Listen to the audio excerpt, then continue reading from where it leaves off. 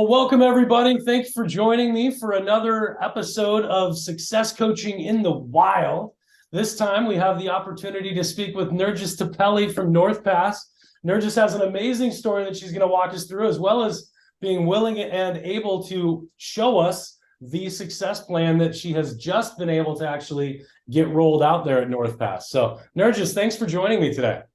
Thank you so much. It's such a pleasure. It's great to be here. I was actually just a little background about me. I was an educator for about 8 years. I've taught in charter schools, public schools. I've even helped principals manage schools as well. And just last year, I decided that I wanted to take the leap of faith and go into customer success. And I was able to land a job at North Pass. In a very quick amount of time, believe it or not, in a matter of 6 weeks, I was able to land that job after doing extensive research, of course. And at North Pass, we're basically a learning management system. So a lot of my skills have been able to correlate, and I've been able to use it in North Pass. So Yeah, that's amazing. Well, congratulations, first off, in making that transition from education into customer success management. Before we fired up the recording here, we were talking about the amount of activity that you see on LinkedIn right now for teachers looking to move into CS. Do you have any idea why it seems like maybe it's just more visible and this isn't a new kind of phenomenon, or is there maybe a push for yeah. teachers who want to get into tech? Why is that right now, do you think?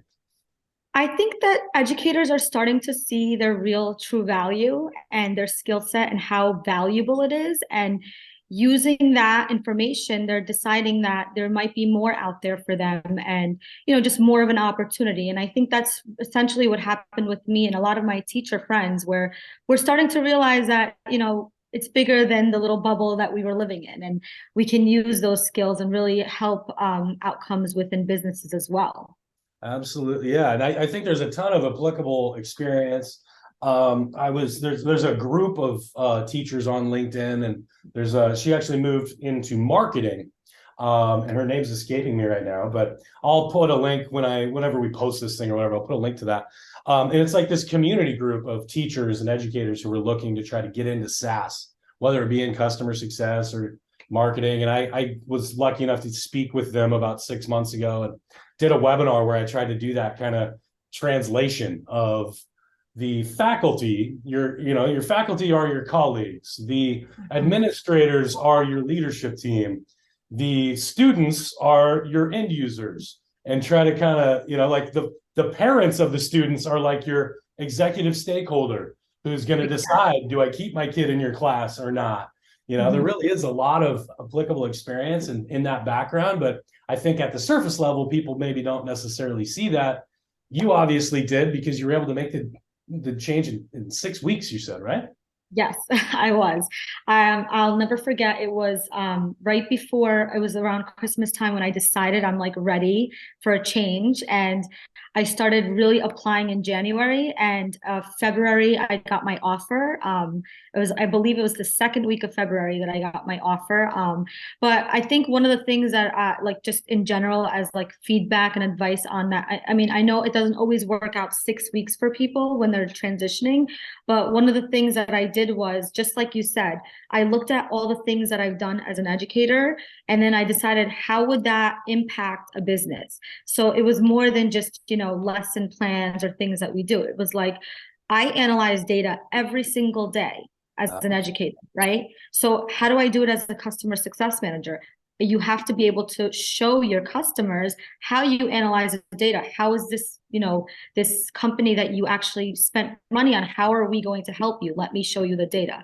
So a lot of that was just like correlating between what I do and what I can do for the business. Absolutely. Well, you must have done a heck of a job to be able to make that move. And congratulations, you're about a week out from your 1 year anniversary in this new Actually, world, I'm huh? not, to be honest with you. And all educators will tell you this, but there is a clause on our contract that states that we do have to stay for 60 days out. So I did have to fulfill that, but North Pass is super amazing, and they actually decided to wait for me. So my first day was in April, so I'm not there just yet. Oh, okay. So you're getting there. You're getting there. Well, it says 11 months. Yeah, it's got April, but LinkedIn math, it says 11 months on there. Well, speaking of NorthPass, by the way, maybe you can give us a little background on the product and who your customers are, and maybe what are some of the challenges or outcomes that they look to achieve with your products and services over there. Sure. So NorthPass is actually an LMS, and we offer a platform for our customers to create academies and courses within our program. And basically, we integrate with so many CRMs like HubSpot and other tools as well. And our customers, they want to empower their customers to drive product adoption, customer retention, and fewer support tickets ultimately. And what my job is as the customer success manager for NorthPass is to empower my customers to be able to utilize NorthPass efficiently, and also ultimately show them what what they're capable of doing with their customers, and looking at that data to really understand what they're getting out of using NorthPass and creating these dream academies. Our customers create some of the best academies I've seen. We're very customizable and customer centric, so it's been really successful. I know you mentioned challenges as well. Kind of leading into like the success plan in itself. Seeing one of the challenges might be just like as any customer success manager, sometimes when you have new customers during the implementation process, things get lost within, from the sales process to coming into, the customer success manager taking on that role and ensuring customer success. So, we did start implementing the success plan, and I'd love to talk a little bit more about how that has empowered our customers even more. Yeah. Let's talk about that, because you had mentioned having to really advocate. So before we jump in and take a look at your version of the success plan, which is what this success coaching in the wild is all about, and for me, selfishly, I just love to see what we teach out in the real world. But before we get there, there's change management involved, right? This is a new thing. Why do I need to do this new thing? We've been doing it the old way forever, and it seems to work just fine. We never needed this success plan thing before. How did you go about that? You talked about advocating to really, get this into the business. What were some of the hurdles you had to overcome, and how did you do that? Sure. So I wanted to start small. So what I did was I contacted one of our sales team members, and I said, let's start with this first customer together. So we sat down together and we looked at the customer success plan together. And I was like, can you fill this out for me? And can we talk through this? And so, he was able to, he had these amazing notes that he has just for himself. And taking those notes, he was able to fill out the entire customer success plan template. Wow. And based on that, I learned so much. So I was like, look, this is something we definitely need to do. And he was on board too. It was only one member, but he was like, I see the value in it already. So from there, I went into and spoke with our VP of sales as well. And I said, look, I did try this with Mike and it went really well. And I think this is going to be really successful. And I gave some of the points on why it's going to be successful. Like, for example, our sales team, they have some amazing notes and they have some amazing ideas and things that they've learned throughout the sales cycle. I want to know that. So because I want to know what's important to our customers, what impact can I have as I first come in and introduce myself. So just based on that conversation, I was able to advocate for it and speak to other team members, and the VP of sales and everyone within our organization super, they're really on top of making sure that we're successful. So everyone was on board after that. So help me understand, me and my whiteboard. I always love my whiteboard. You're gonna pull out the whiteboard. So when we're looking at the customer life cycle and moving from the top of the funnel to the bottom, right? They get to this decision point to become a customer. Then we move into onboarding, implementation, all the operational stuff. So where we advise companies, and where some companies have rolled this out, actually, the success plan motion, I'll call it, is actually pre-sale at late stage, 75 to 90% probability to close. Companies like Penske Trucks and a few others have actually rolled out a position called the success planner. And that's what they do. They work with customer success and sales, and they really do this planning motion up here in conjunction with sales. Is that where it begins with you, or was it here, but you're working with the Mike, I think you said his name was, to kind of start, where in the life cycle at NorthPass do you introduce the success plan to the customer in their journey? Well, internally, they start as soon as they're starting to talk to a potential customer. So for sales teams now, they've used this tool as a way to start inputting their information and seeing if this is a right fit on both ends as well.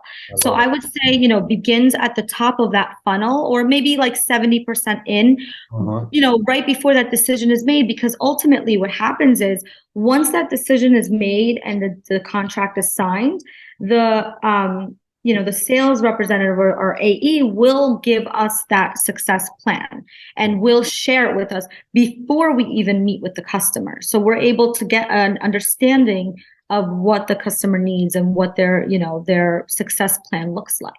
And so you're coming into the kickoff, getting to know you call with the customer who's just signed on to be a customer. They're just brand new. And you've already got a list of outcomes and some level of desired experience. You've already got this basically. Exactly. At least 80% of the way there. That's phenomenal. And that's how it's supposed to work. Like, why doesn't every company do it this way? I don't know, because it removes so much friction for that onboarding stage that is just so critical, and oftentimes has so much friction for the customer. If we can have something travel with them from top to bottom, and then through renewal and expansion and all of those kind of steps along the way. For anybody who's watching that's unfamiliar with our success plan, let me close a tab because there is no way to make LinkedIn not chatty. If you're unfamiliar with the success plan canvas, we have it for free. It's available on successcoaching.co.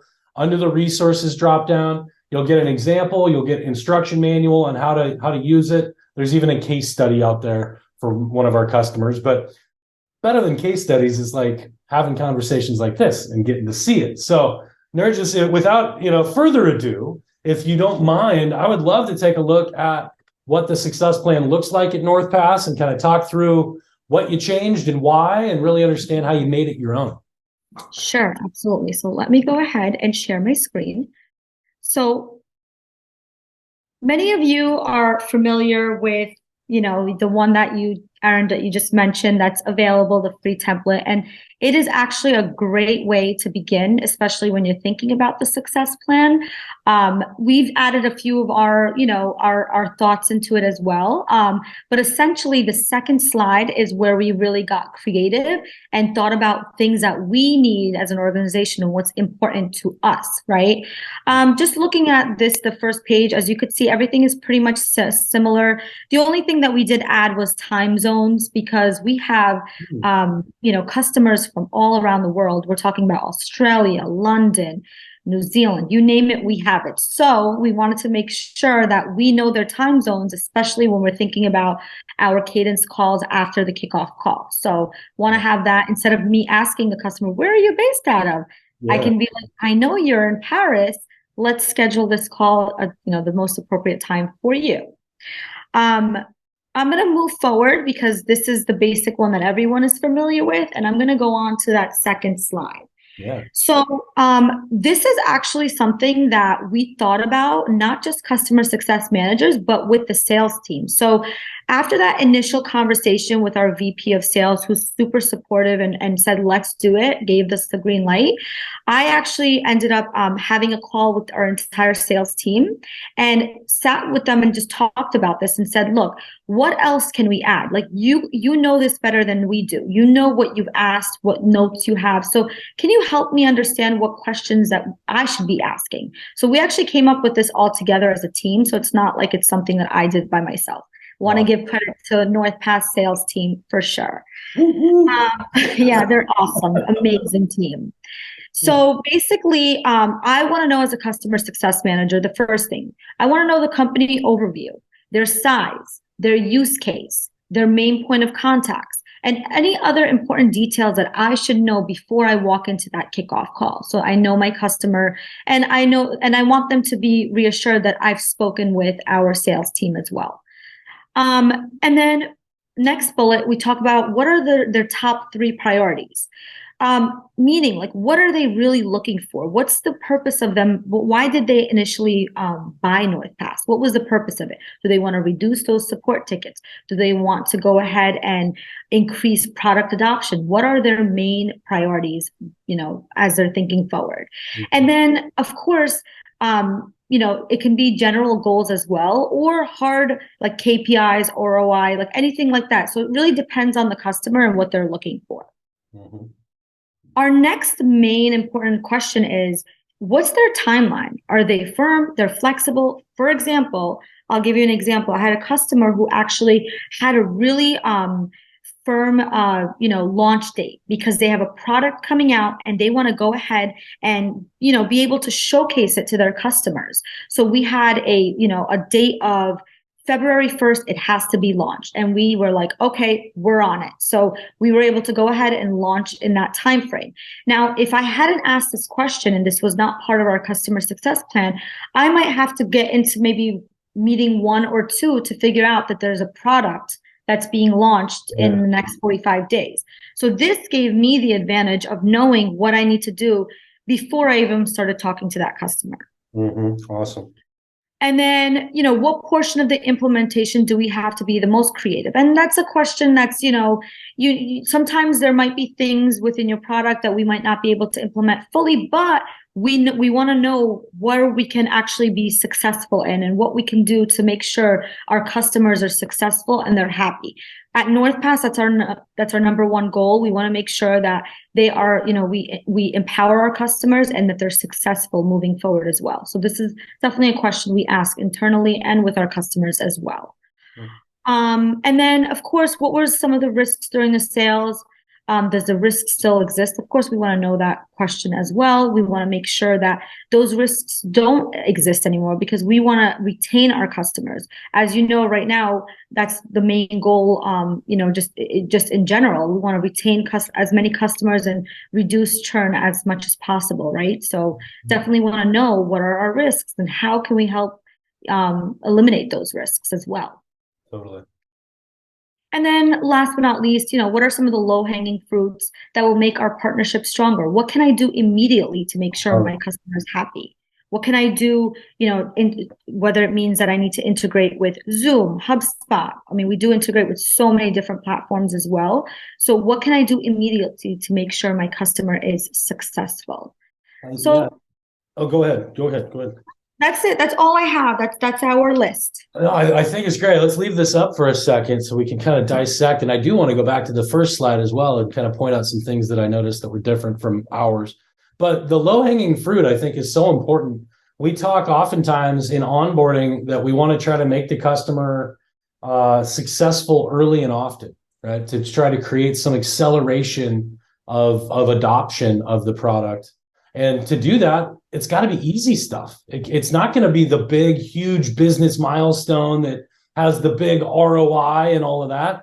That might take the whole contract to get from point A to point B. But what are those low-hanging pieces of fruit that we can nab early to start to show progress, to start to deliver value as soon as possible?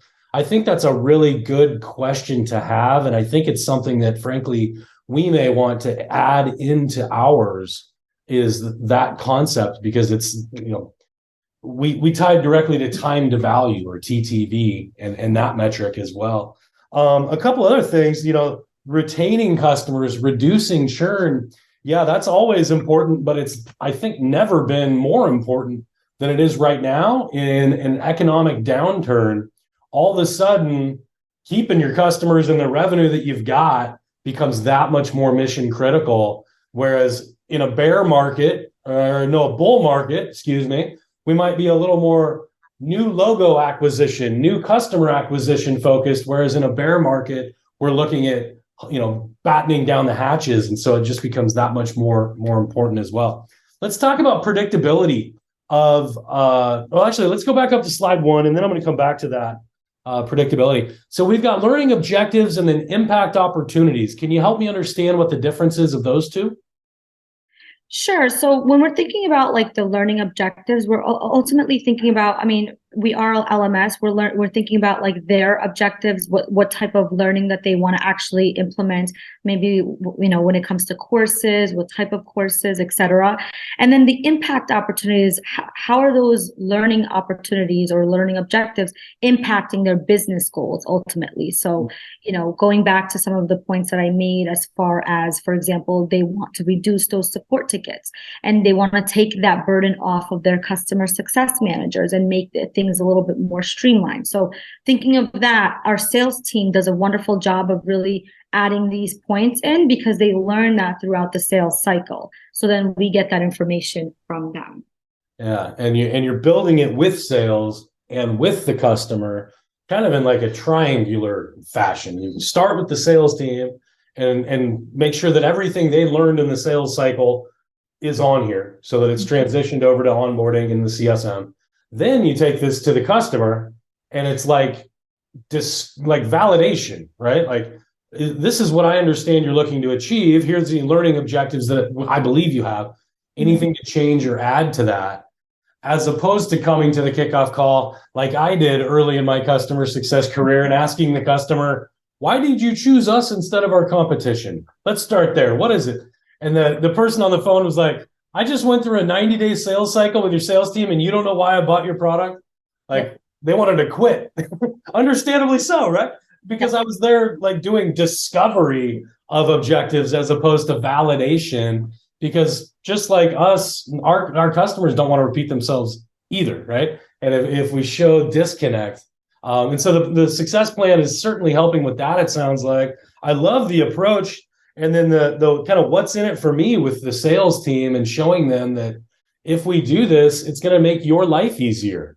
Yes, exactly. Yes. And one thing I will add to what you're saying is with the sales team, I think the buy-in there is the fact that I don't have to Slack you or contact you and have an internal meeting with you, because if you've added everything you needed to here, we have done our jobs and you can now move over to your next sales conversation and I can take over this account without any issues. Yeah. And you can save time on those check-in calls and check up emails and whatnot. Absolutely.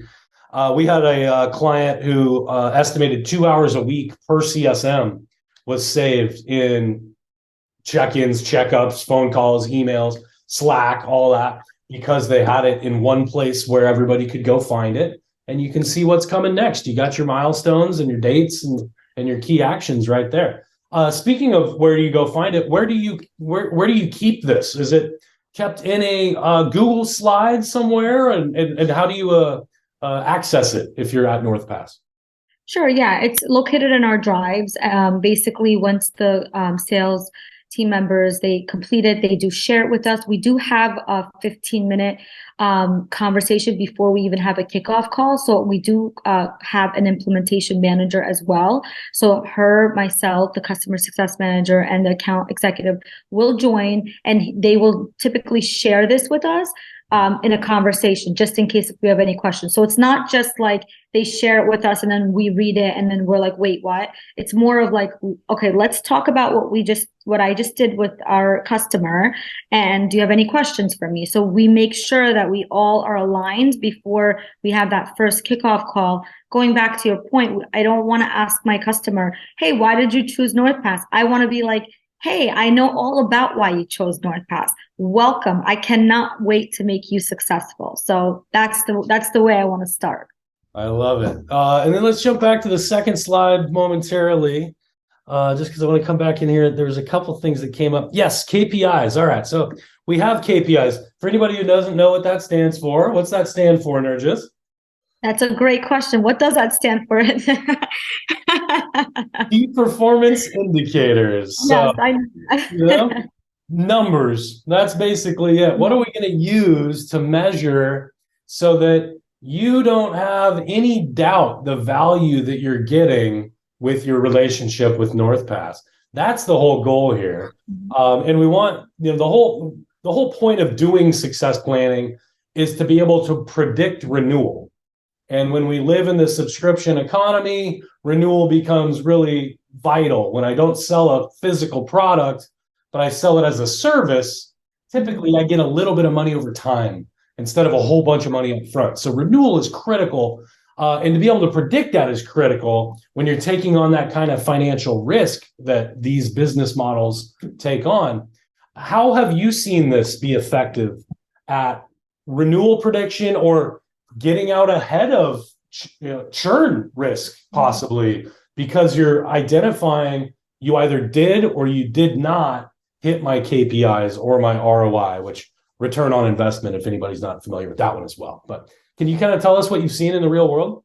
Yeah, absolutely. So I think for us, especially, as just a customer success manager, one of the ways that we indicate it is when we do have these meetings, we analyze the data. Going back to, data being super important.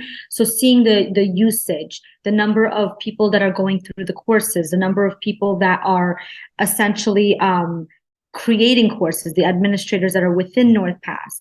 And then what we would do is use that data to show like what's percentage of people have not come into your support team, have not,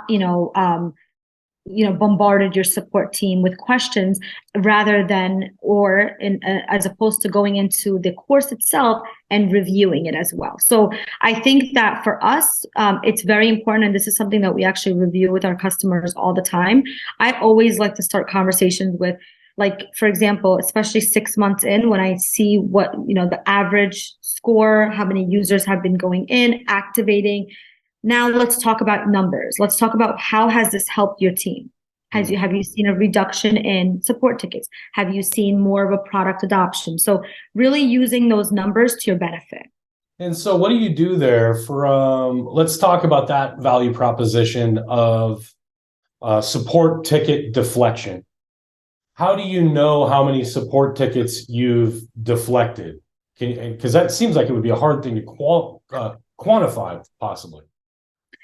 That's a great question. So I personally would not know that, but our customers, who usually our customers are like, for example, head of customer success, or, someone in a position like that where they'll be able to say, we've actually seen these numbers go down. I actually recently had a customer who was really excited about doing a case study for us, because they're like, look, our support tickets have gone down drastically. So it's indicated with customers as well. They're seeing it. They're seeing those, numbers, and they're realizing the correlation between these numbers and what's happening internally as well. Yeah, so that you can then later look back and say, you used to have 100 support tickets a day. Now you implemented NorthPass. Now you've got 75. And so now we have a quantifiable metric or KPI that we can use to show, because again, and then that's what leads to that predictable renewal, right? Like, exactly. If I know I'm getting the value, if I know I'm achieving my definition of success, right? What I want to achieve, and I'm getting it how I want it, then as long as I know it, and I always talk about these 3 Ds, but that's demonstration of the value. It's the third D. And people always think that has to be a QBR, because that's typically where we've done that. Like, let's show you the value you're getting once a quarter. And what we're looking to do is really make sure you understand the outcomes you're achieving. But when we drag a customer into a QBR and it's poorly delivered, we can actually add friction to the experience, thus degrading the overall volume of success, when all we were trying to do was that last D there, that demonstration. You're able to do it in the success plan. You're able to use this document, which it's a living, breathing document at NorthPass, right? Like, you're always updating it and iterating on it. And so over time, I should be able to look and see support ticket deflection, check. Went down by X%, check. And I told your sales team that I wanted it to decrease by, whatever percentage, and you either have or have not made it decrease by that percentage. So if you have, that's when the renewal just becomes that like natural byproduct of the life cycle. It's not this big like save, play stuff, because I know I'm getting my definition. And you guys are doing that right now at NorthPass in the Success Plan Canvas, which I absolutely love to see. Anybody who's familiar with me knows my take on business reviews, QBRs specifically, and how I just kind of think they're stupid. And this is a way around them. People are always like, well, if they're stupid, what else are we going to do? How else could we possibly demonstrate that they're getting the value that they want? And you just answered, you gave me another bullet in my gun, if you will, for those fights of how to demonstrate. What are some other impacts that you've seen on your customers since successfully rolling this out? Well, before I answer that question, one thing I do want to say as a customer success manager that I've learned that is super important is never ever go into like a meeting without having some sort of value. So just going back to that conversation, it's like, yes, you can always demonstrate on every single call, believe it or not. There's always a way to show the value of what you're bringing to the table. So I think it's super important to like note that you might not have to have those, quarterly check-ins, if you will. You can technically have them on your monthly calls or your bi-weekly by showing, look at the data, have you seen an impact? What's happening with you? And it can be this really great conversation where customers, they see the value of it then. So it's not like you're demonstrating, they're seeing it on their own. So I think that's super important to add as well. That's a good point. And another thing, being an individual contributor, I am asked this a lot in class. Well, I'm just one CSM. How can I possibly I think the success plan is great and I want to use it with my customers, but how can I possibly make change in my organization when I'm not a leader? You did it. How did you do that, Nergis? How did you make change internally as an individual contributor? Because you couldn't make anybody do anything. And yet you were able to persuade them. What did you do? I think it's just a matter of just starting small. So like I didn't go in with this big hope, like let's do this together. It was more like, let me do a little like sample of this. Let me start small with just this one customer and this one sales associate, like team member, and let's see what the success is here. Once you're able to demonstrate it, and I mean, I will say I have some amazing customers who are just super willing, and, we just have such great relationships that it comes really naturally too. But once I was able to start small, then everyone gets to see the impact. So you really have to think of it this way. You can't go in saying this is the way it needs to be, because not everyone's going to see your view. But if you go in small and you show that impact, then you're able to influence others. And I do have such great like support supportive leaders at NorthPass. So honestly, whenever I do come up with ideas or I bring anything to the table, it's always supported. So, that does really help as well. But I think it's really important to start small and show small little impacts. Yeah, and I think so. I wrote down some steps, and maybe we can use this to kind of tie up the conversation. We'll say, Nergis's best practice for success plan implementation. Start small. Do a proof of concept with one customer, and make sure that you partner with a salesperson who takes copious notes. It sounds like Mike took a lot of really good notes, right? He did. He did. Anything else to add to that kind of best practices of how to roll this thing out in the real world before we wrap it up? Yes. One more thing. I think it's super important that there are so many different types of learners, and this kind of goes back to our LMS, but really being able to demonstrate to your sales team what it looks like. Because a lot of times you can show this template, right, where it's just this empty template, and they're like, what do you want me to do with this? So why don't you actually show them and this is my teaching background. Whenever I would have a project, I would always show them what I would like it to look like, or show them different samples of it so that they get an idea of what the expectation is. So I would say the last thing is definitely to be able to show your sales team a sample of it, of what you might want it to look like, so that they can get an idea. Unbelievable. Well, thank you once again so much for coming and sharing the insights and the experience and everything from your educational or your career transition from education to CS, and then the advocacy to roll out the success plan canvas, and then walking us through the success coaching in the wild. This has been an amazing conversation. I can't thank you enough for being a part of it. Thank you, Aaron. Thanks so much. Take care. Thanks a lot, Nergis.